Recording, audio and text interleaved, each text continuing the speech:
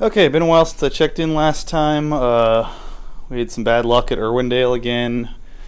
Our trailing arm broke about pretty early on. We couldn't figure out what was wrong with the car until later on in the day. We found that the trailing arm was broken, and then we welded it, got back out there. There was only about 15 minutes of practice left. We got back out, went out for some practice, and the crank pulley bolt decided to fall off, and the crank pulley tried to eject itself from the car. Luckily, our little brace here kind of kept it from doing that, but you can see how far it ground in here. It's trying to adjust the camera here. It went in pretty deep right there, and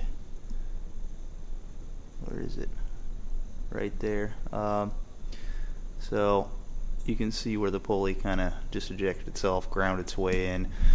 After that, we ran around the pits, found a crank pulley bolt, put it on the car, went out for our first qualifying lap, and it happened again about halfway through the bank. I got crazy vibration again, and pulled out of the throttle, shut it down, and we could either, hammer that crank pulley bolt back in there and hope and pray, or just call it. I decided to just call it. We weren't really fighting for points at that point. We had already lost out because we had the DNF in Texas. So that was that. That was the end of the season, and it's a shame because we were doing so well. It felt great to be sitting fifth in points after the first two rounds, but that's drifting, ladies and gentlemen. Can't always go your way. So next year, hoping for better results, hoping we'll at least be able to drive all 4 rounds and burn more than what we got through.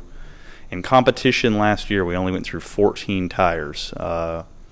Actually, altogether, we only went through about 14 tires, competition and practice, where we should have gone through about 20 per event. So we should have gone through about 80 tires, and we went through 15 and for 14. And, that's a pretty good result for that tire budget we had this year. So hopefully we'll burn some more rubber next year and have ourselves a good time. So that's kind of that for now. I'm going to do a setup video for Forza right now, so I'm going to be uploading this video as well as this setup video today, so look for that coming up.